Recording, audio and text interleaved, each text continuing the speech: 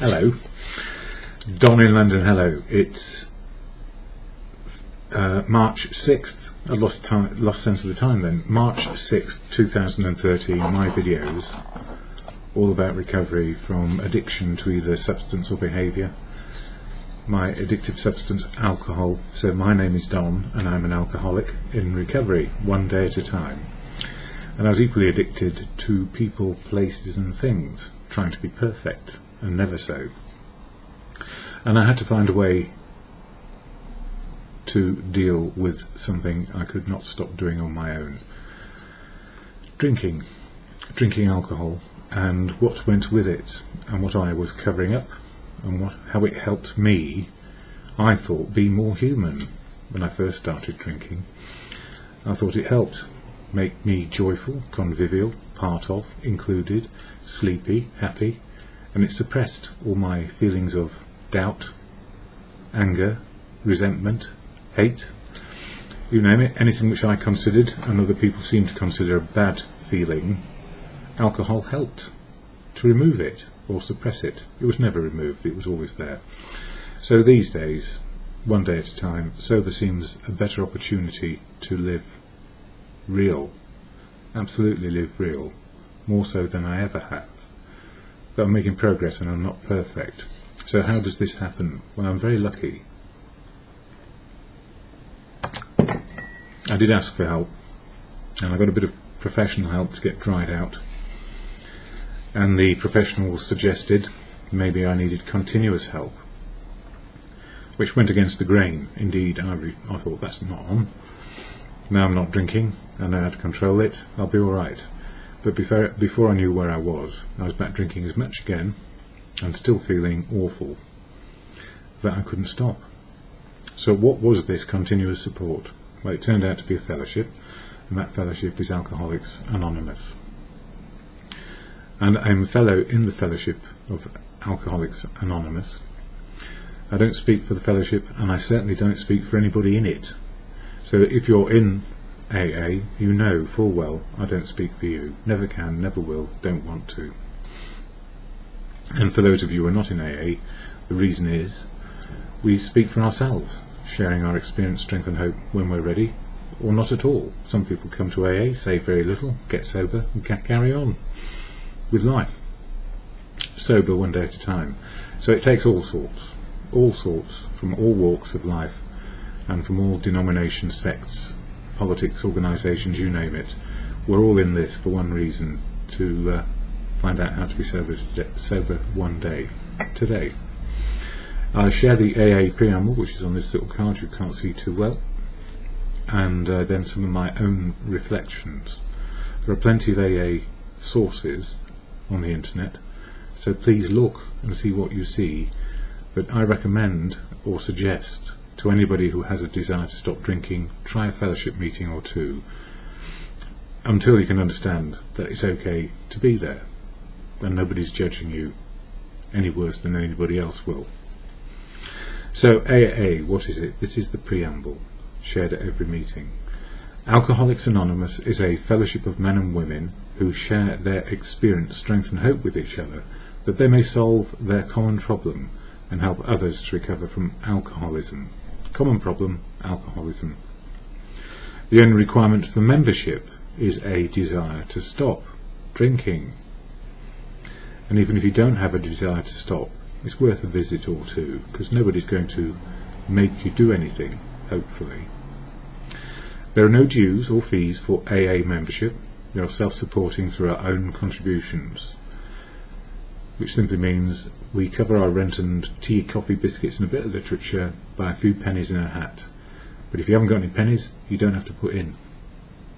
So it's about to help anyone recover, free at the point of entry, through the front door of a meeting or a group.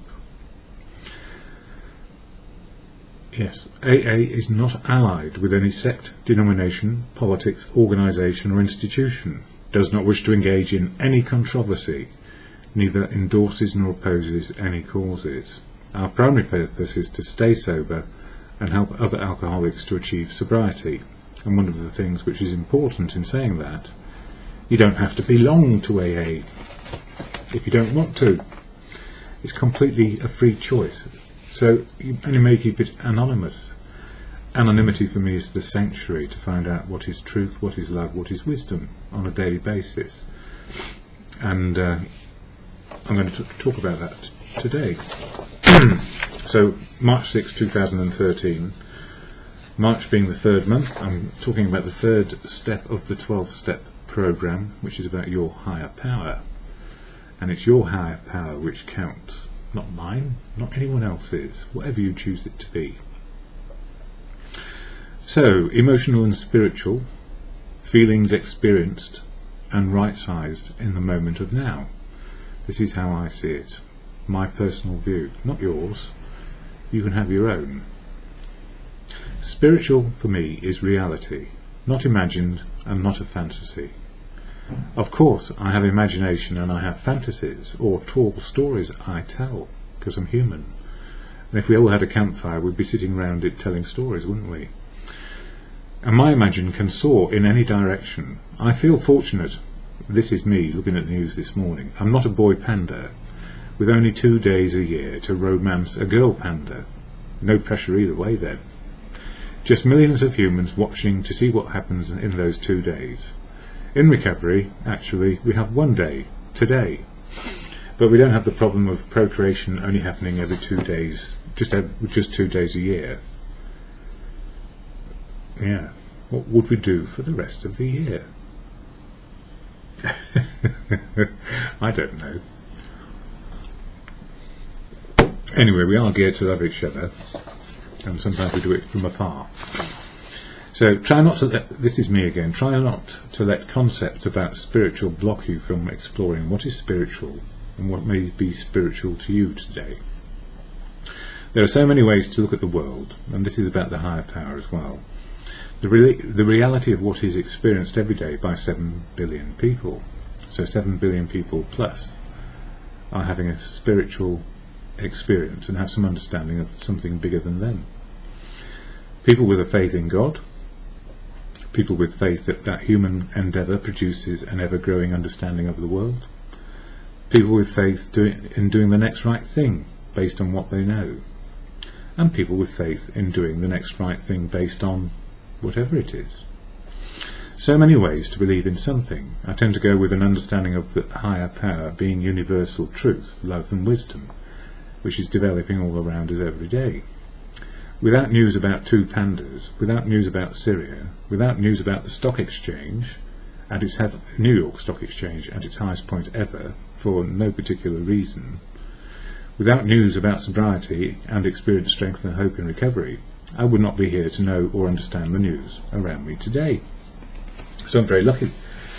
I can explore and understand news and wonder what's right and what's wrong, what's the truth of now, what keeps me on track, what gives me imagination, makes life funny, what makes life serious, what makes life tragic. So, nature works, not in mysterious ways, particularly, because we're finding out how it works. Science and biology seems to determine that nature works pretty much perfectly most of the time. And for those of us who are imperfect, which I certainly am, with some chemical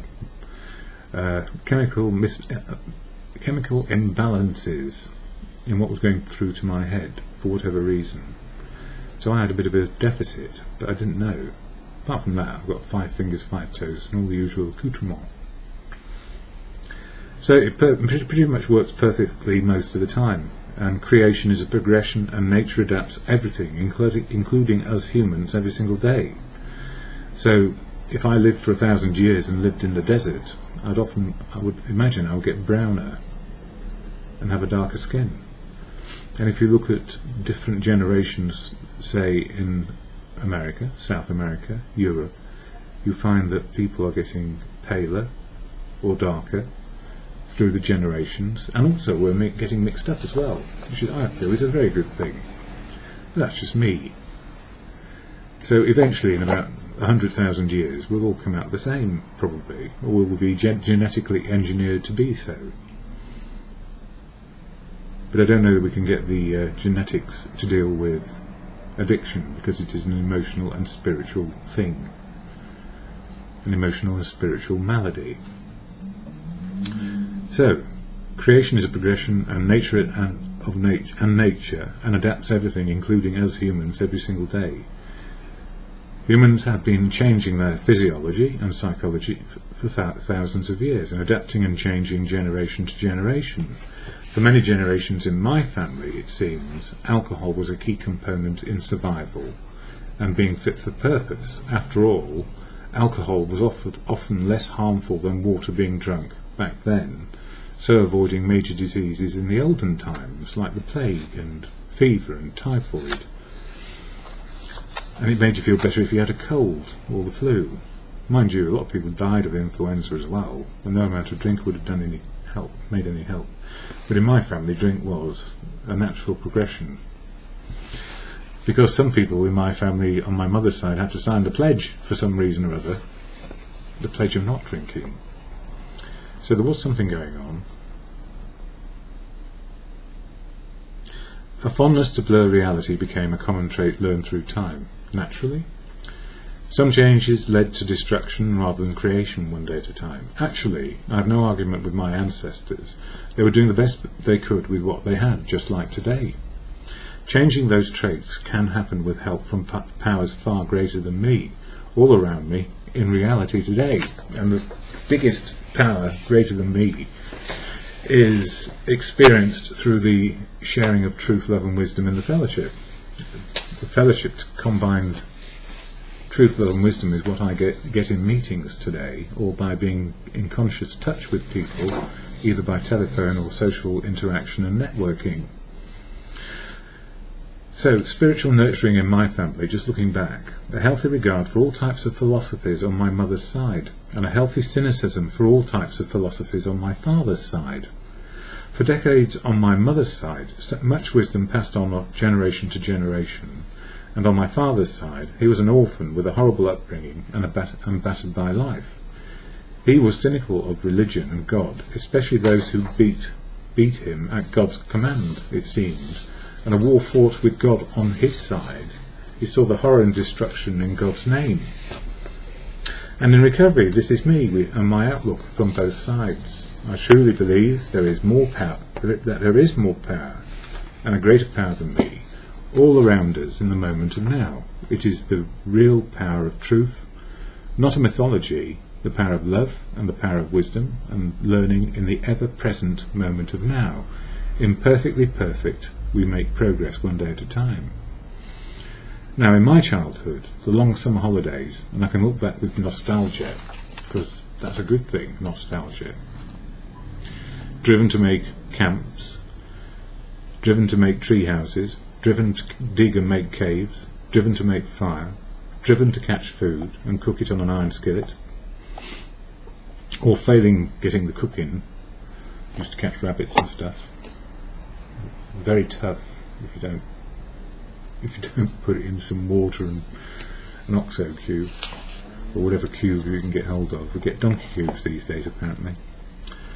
Anyway, driven to catch food and cook it on an iron skillet, or then, if we couldn't do that, get some sausage and bacon in, nicked from the fridge of course, or sixpence, that's a couple of cents or pennies from the local shop, usually burned black and tasting as good as it gets, driven to make dams on streams, accidentally flooding the housing developments on the other side of the railway tracks. We didn't know for a week or two that our dam had been so effective. Driven to jump off barn roofs, driven to make go-karts out of bits of old wooden pram wheels, driven to shoot guns, real ones, play with real metal swords and hack away at each other with our plastic armour on. I don't know how we ever stopped from killing ourselves. Driven to like girls and not sure why, until later of course with a beard growing on my chin. And then reading, what was his name? The one who wrote Hotel. Oh God, 1960s trash novels. Can't remember his name now. But anyway, learning all about sex from books, and then wondering how and where to find somebody to practice with. It took a bit of time. Anyway, but it was never like in the books. It was better. Driven to like girls and not sure why, until later with a beard growing on my chin. Driven to explore chemistry, especially chemicals that blew up, making gunpowder quietly and without supervision, collecting stamps from faraway places and watching films about everything in the world, including ghosts, fairies and elves and goblins of course, and then driven to read books as quickly as I could, more about science fiction and fantasy than the reality of growing up, and then learning about drinking and driven to make it from an early age, and shown how. Driven, driven and driven, more as life went on, and never knowing me or what I was for. That's childhood. And turning to adulthood. Yep. Turning to adulthood, exams were tough. Always good at schoolwork, coming in the top 3. Put me in an exam room, not so good. And my education was sporadic and hard to keep going, with so many distractions, especially girls of course, and yet not realising the power and direction and the influences around me which made me the person I am today. An average kid in school, average with some marks and certificates, but dogged and plagued by an agitated mind and a real experience of dyslexia and word blindness, which I couldn't understand back then. Passing my driving test first time, the next day, this is it. 6 lessons, 6 hours learning in a small car. And then passing my driving test for the first time. The next day, driving lorries was a nightmare for some and a wild adventure for me. I wrote a book before going to university, all about the origin of life and God. And then couldn't go to university as the old man went bankrupt, and we all had to go out and work because it was desperate, and it was a real dip in the economy as well. So we just took any job we could get. Yeah, wrote the book before going to university, could not go, and the old man went bankrupt. And then years later, back to do a degree, and then becoming a BA with honours. I scraped it with glee. Always rebellious and contentious, just like my dad.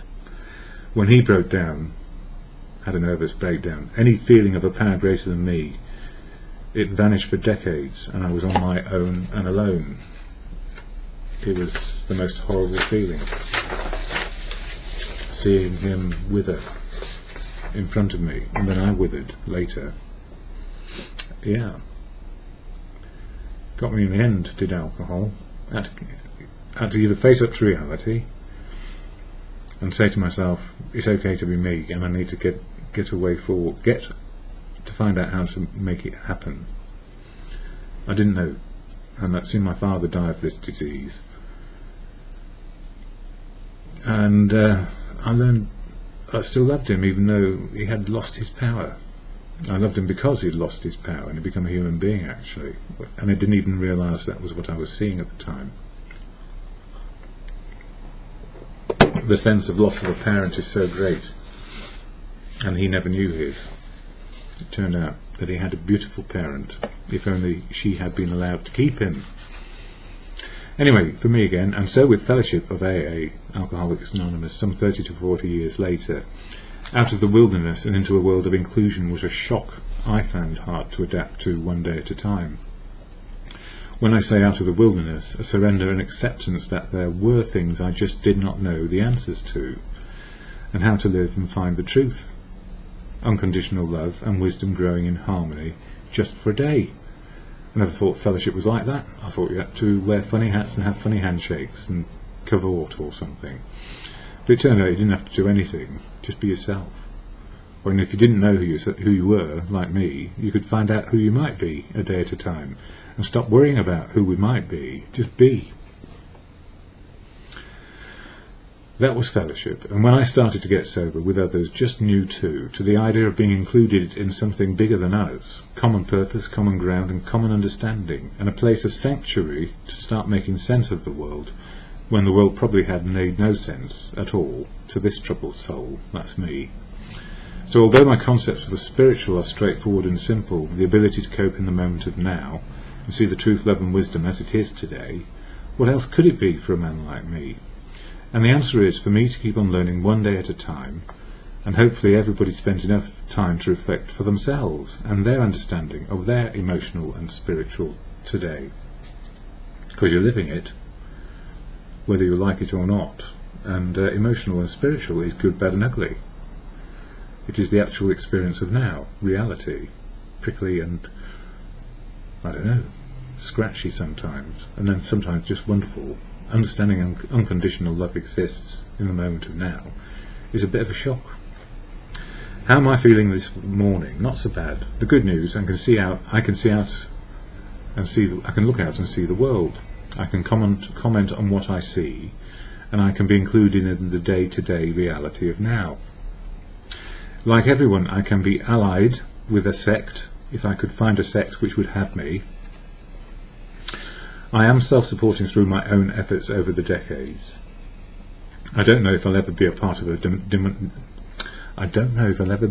denomination. Or find people with the same politics as me. I belong to organisations and institutions, but not currently, as there is no need right now. I can be controversial because I don't believe as you believe, and I'm not currently endorsing or opposing anything in particular. But it's early in the day, and I can only do these things, speak out and share, and maybe make sense in some ways of the world as it is, because I am sober today. And I am in a fellowship where we share experience, strength and hope, and have no rules, laws or regulations to shackle any one of us in any way. And we keep on learning emotional and spiritual and the language of the heart. Freedom rocks in the imperfectly perfect moment of now. So everything has been proved to be true on that little AA preamble card, which you can't see too well. But when it says you don't have to join anything, you can. But currently, according to that card, I'm probably missing out on something. So what did I say? I can be allied with a sect if I could find a sect who would have me. I am self-supporting through my own efforts over the decades. I don't know if I will ever be part of a denomination or find people with the same politics as me. I have belonged to organisations and institutions and been put in one as well, but not currently, as there is no need right now, thank goodness. I can be controversial because I don't believe as you believe, and I am not currently endorsing or opposing anything particularly, but it's early in the day, and I can do these things. I can only do these things, speak out and share, and maybe make some sense in some ways of the world as it is, because I'm sober. So I'm not imagining it one way, trying to dull it, take the edge off it, although it would be nice to. The best I can do is chocolate and ice cream, but that's not good for me either these days. What is the world coming to? Well, it's coming to a better emotional and spiritual experience and seeing reality as it is. So when it's good, when it's bad, and when it's ugly, I know it's ugly. And freedom rocks in the imperfectly perfect moment of now. What more can I say? Higher power is all around me, if only I can access it and ask for help. I'm very lucky. I'm lucky to be in fellowship. I'm lucky that I've got friends. I'm lucky that I'm in touch with family, sometimes distantly, and that's just how it is today, but that's all right. They've all moved away from London. They couldn't hang around here because they had other priorities. But you know, I have my friends in London, I have fellowship in London, and I live in London, and for medical reasons I'm close to the most important hospital for me in London, just up the road. So there are many reasons to be exactly where I am today, and they evolved over time. Didn't just happen overnight. So we make progress, and it's never perfect, and it's hard work and effort to learn and understand your own moments of now.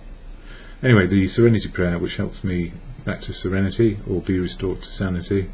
It should be called the Sanity Prayer, but that sounds a bit like sanitary, but it's not.